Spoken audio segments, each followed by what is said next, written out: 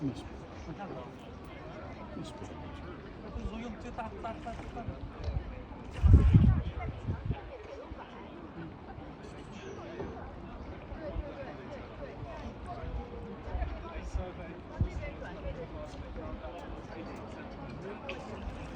Yes.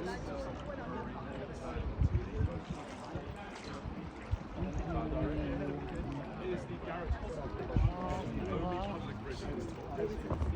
Yeah, in fact it wasn't supposed to be public until the designer of this bridge, Garrett Hostel, who was a Cambridge student, he sadly passed away. So in honour of him they removed the £1.50 crossing fee.